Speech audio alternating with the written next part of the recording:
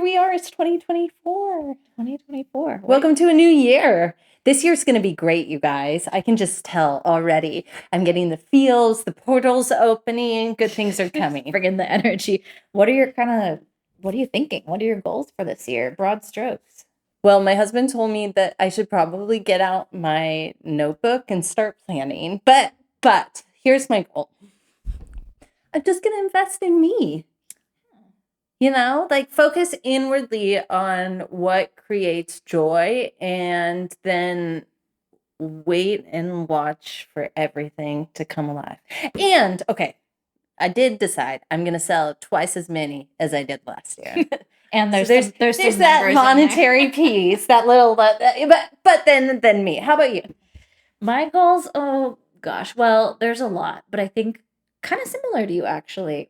Mine's going to be related to letting go of worry and anxiety. Freedom of mind. Yeah. I love that. And just realizing that like I have been well provided for in my life to this point. There's really no reason that that's going to change. Trust the process. Yeah, trust the process.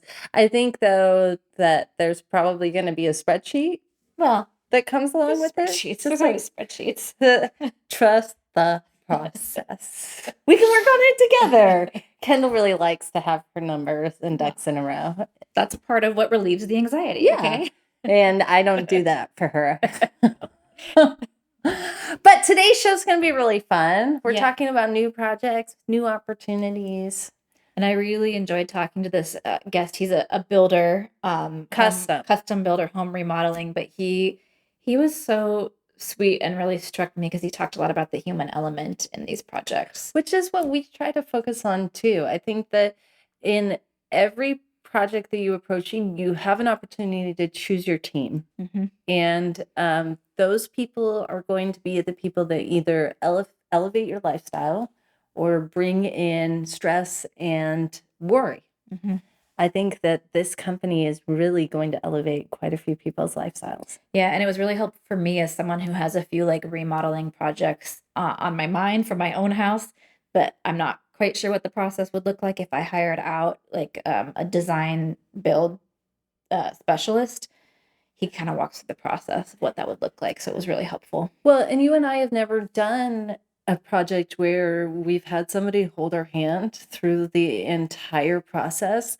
And having done it where you've hired somebody that you thought was going to do that, only to find out, wait, what about this? What about this? What about this? Ultimate frustration. They outline all of that up front so that even before you have a contract in place, you know exactly what it is that you're kind of jumping into, which I think is so beneficial, having gone through it the other way. Yeah.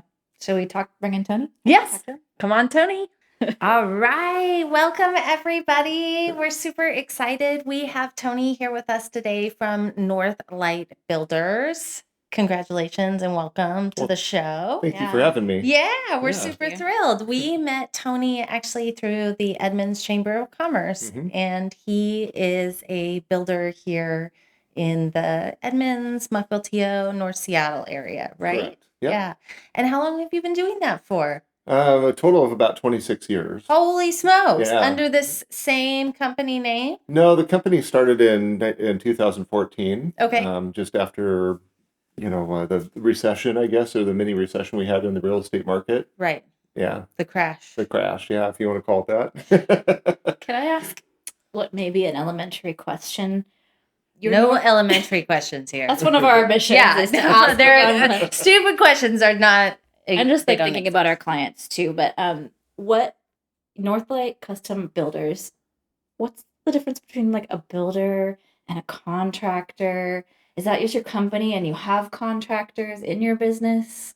Like, what's the difference? What are those roles? That's more of just a naming thing. I mean, there's all different kinds of contractors. We're all general contractors. There might be a couple thousand in the state, for instance.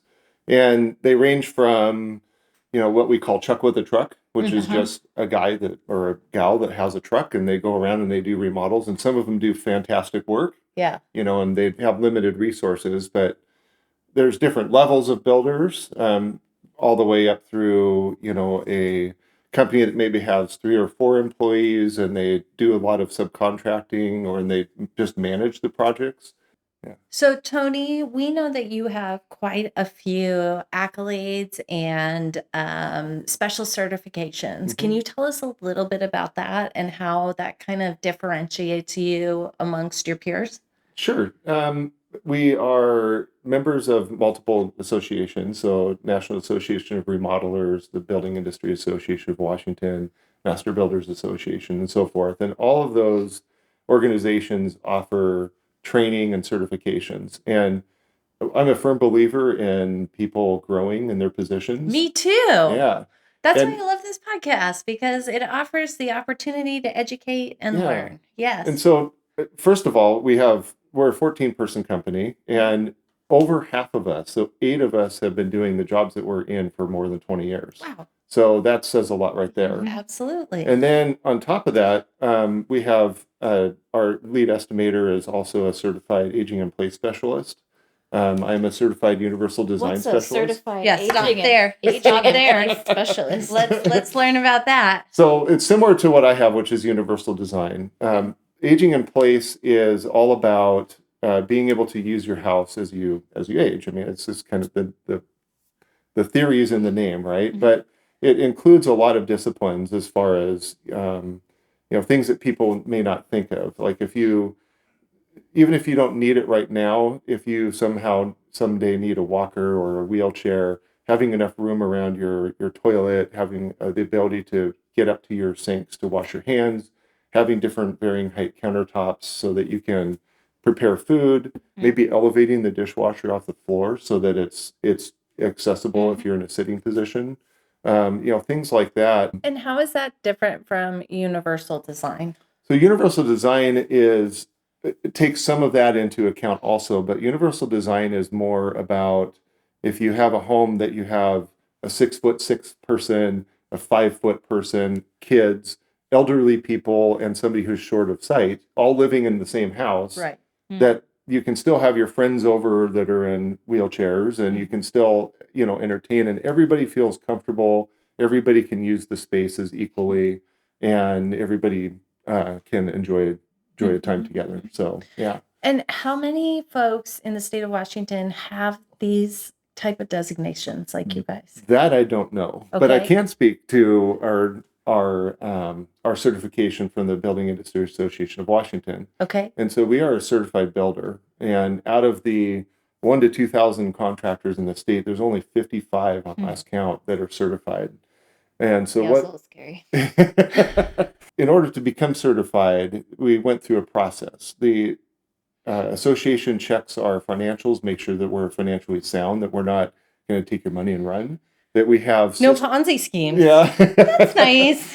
So I that got we caught have up in one of those. so that we have systems in place to actually take care of customers, and that we stand behind our work, that we have a warranty program, that we have, that we take care of our employees, that we have continuing education. There's a lot of standards. And so we're actually, I think, the 14th builder in the state to be To have certified. done it. Wow. And so we've had it for a couple years now, and it holds us to a higher standard, I And guess why is what. do you think so many other contractors haven't done this?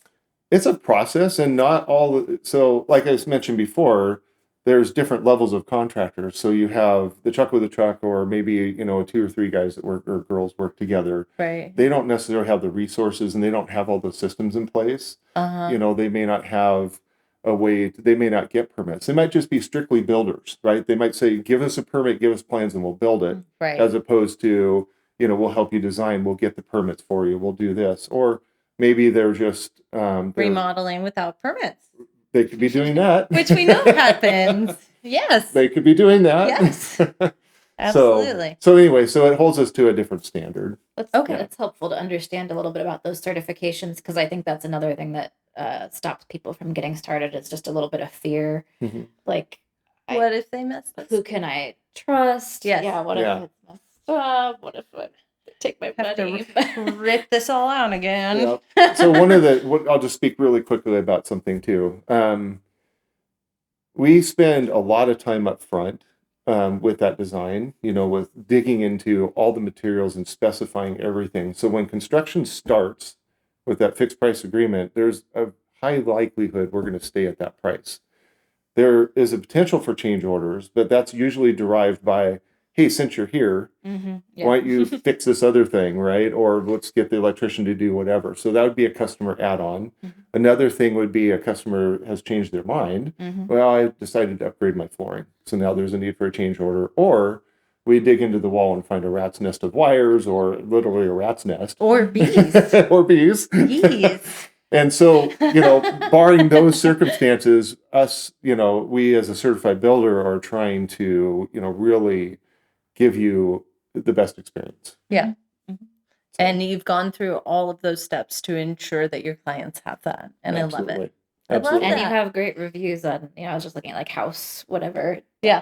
And so. Oh, thank you. Or they might be actual builders where they're actually hands-on tools every day and that sort of thing. And then there's levels all the way up. We're actually a design build. And so They do everything in design house. element too. Yeah. Okay. yeah. I actually got to go to Tony's office Yeah, and you check did. out his workspace, and they have folks who are designing and doing those elements of it. He has folks who are engineers who he can call on site. So All everything in one. is That's in-house. Yeah. So So basically, if you're a homeowner and you say, I think I want to remodel my kitchen, so we can take it all the way from an idea like that, all the way through to screwing the last light bulb in, Okay. all the way the permitting process, the design process, engineering, construction, design, both structural design and the pretty design, the nice elements that you want to Right. see when you're done. Well, So- and I don't think a lot of our customers understand. I think that there's kind of this concept that you hire an interior designer to give you a plan. And it's like, that's a great plan, but who's going to execute and do all of the elements that are needed behind the scenes to ensure that that design plan can come to fruition? And a lot of those interior designers aren't instructed or educated on the architectural aspects of it. Yeah. And a lot of times, I mean, we work with outside designers as well, interior designers. We work with outside architects. We work with, a number of different people, but we do have the resources in-house to do it all. And one of the benefits of doing it all is that we can think outside the box. So a lot of times an interior designer might walk into a kitchen space and see walls, and they think the walls are permanent and they have to stay there. And they don't see beyond the wall. Like, we have to design the kitchen in this box. And so we're able to say, well, no, let's move some walls around. Let's move some windows. Let's change where the door is to make more space. And that's one of the things that we can kind of think a little bit more broadly. And Tony did that really well. They actually assessed a space based on where the light would come in because they were working with somebody who was an artist. And so having that natural light in the building was so important that they designed the entire structure around how that light would come in. Very That's Frank Lloyd Wright of you. Yeah. So Tony, will you tell us a little bit about that project that you had with your client? Yeah, so we actually partnered, or I got contacted by a real estate agent who was helping a client find a space that they wanted to not only move into a new home, but they also wanted space for his art studio. And they'd been living in this house in Shoreline for, I think, 40 years or so. Holy smokes. Yeah, and it's a Big change. nice house, but it's multi-level and they're getting older and they Right. wanted a single level home. Well, that was what the primary driver. Anyway, so she contacted me and asked if I'd be willing to meet with them to go look at a house to see if it was feasible to create an artistry space there. Okay. So I met with them and we just couldn't figure it out. That property specifically was not good. So they said, okay, we're not going to buy the house. A couple weeks later, they found another home. They sent me the information. I did some research online and I said, yeah, that's not going to work. Can I just interrupt and Yeah. say, as a real estate agent, thank you Oh. for consulting on those before the client has closed on the house.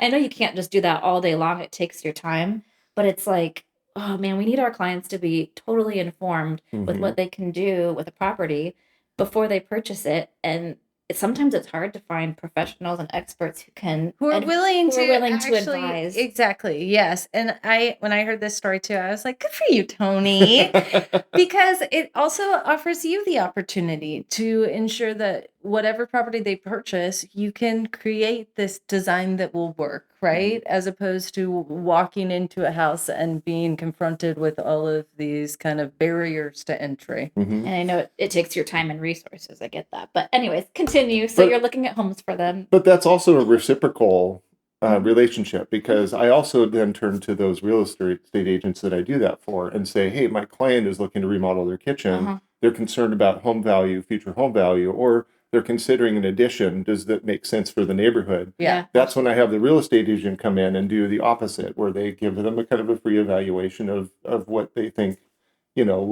is feasible for their project. So Right, the property value. yeah. Yes.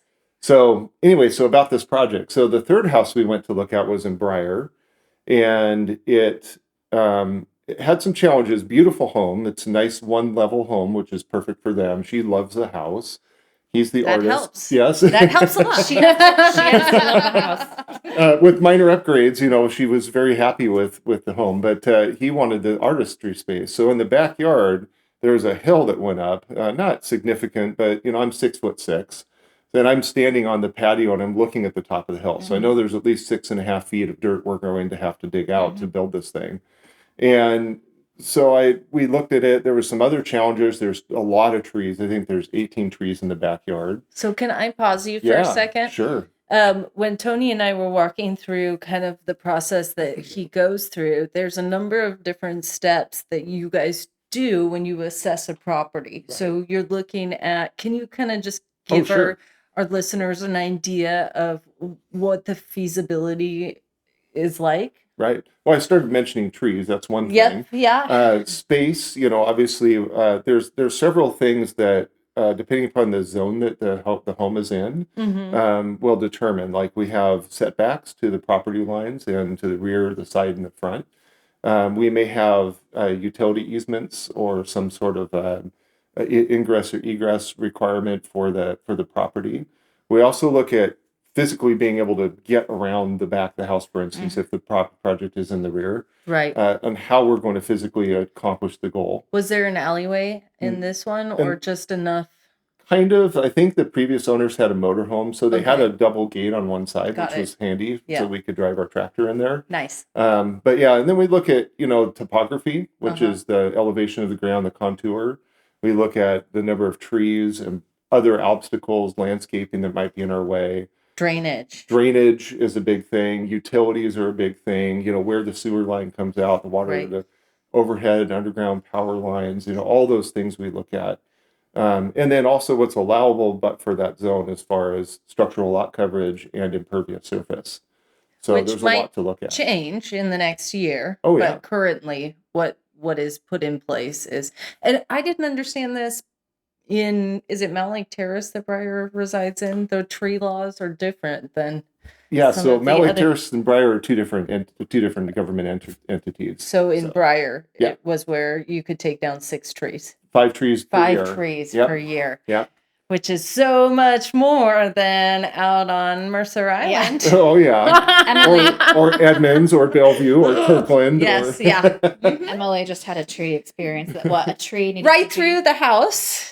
And they made me get a permit to have the tree removed. It was Wow. growing through the house, Mhm. and 5 new trees need to be planted to have Yeah. this one tree removed. Yeah. So it And you matters had to have the tree removed for your client, to close on a HELOC, right? Or to something? appraise Or to because the appraise, yeah. appraisal wouldn't go through because there was a tree growing out of the house. Anyways. Yeah.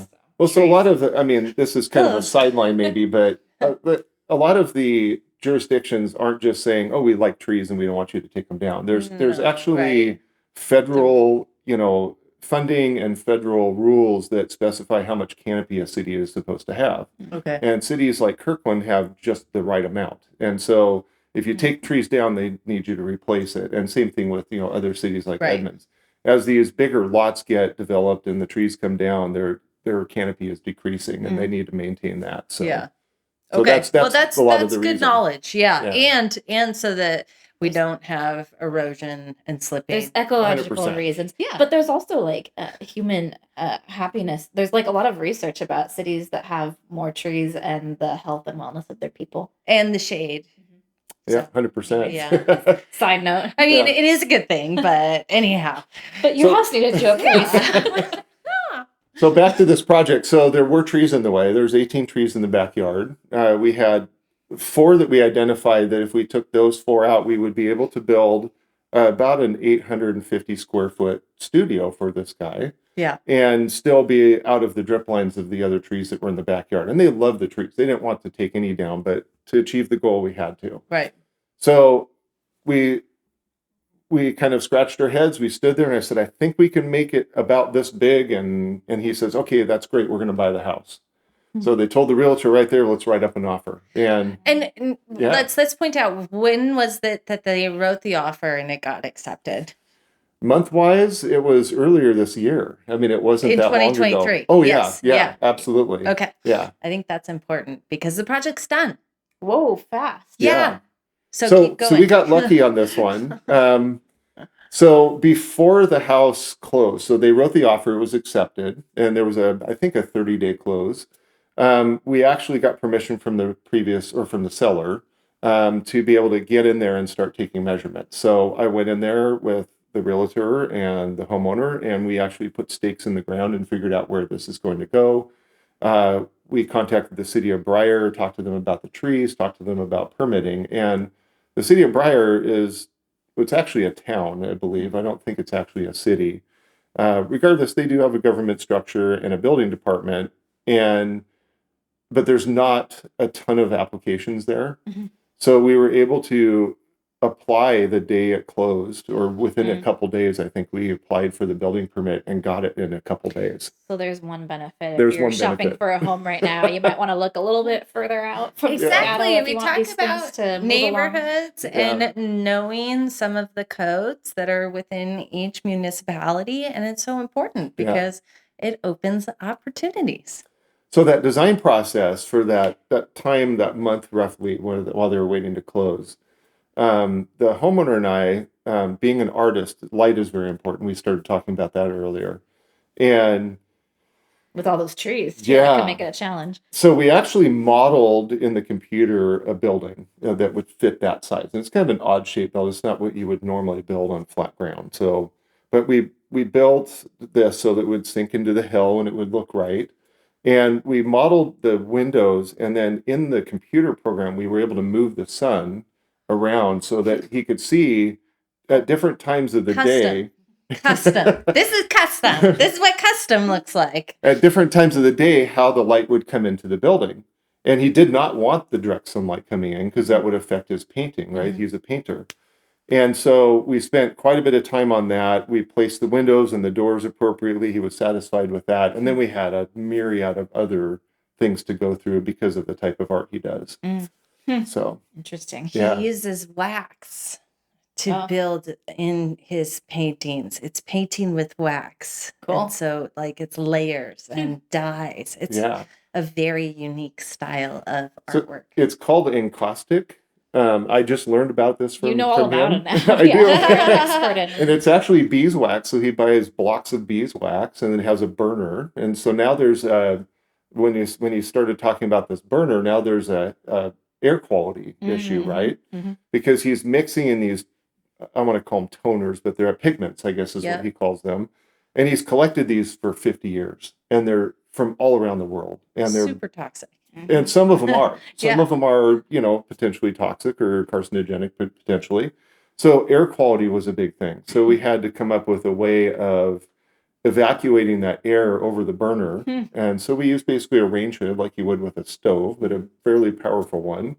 And then when he goes to, if he makes or wants to change something on a painting, he actually uses a blowtorch and a putty knife. And he just And pulls it up. he'll heat up the painting and scrape it off, which causes a lot of fumes. So now we have another issue that the range hood wouldn't be able to keep up with that. So we have a rapid evacuation air exchange system in the building as well. So he can press a button and it sucks out at 1200 CFM or something. It sucks all the air out of the building and replaces it. Pretty high Yeah. tech, huh? Well, you can kind of see how with all these special needs for this type of build, how Yeah. you really kind of do need that all-in-one design build Yeah. situation Well, to and make it lighting happen. too, Yeah. you know, is a Yeah. huge thing. So we have adjustable lights that he can actually change the light color Mhm. uh, That's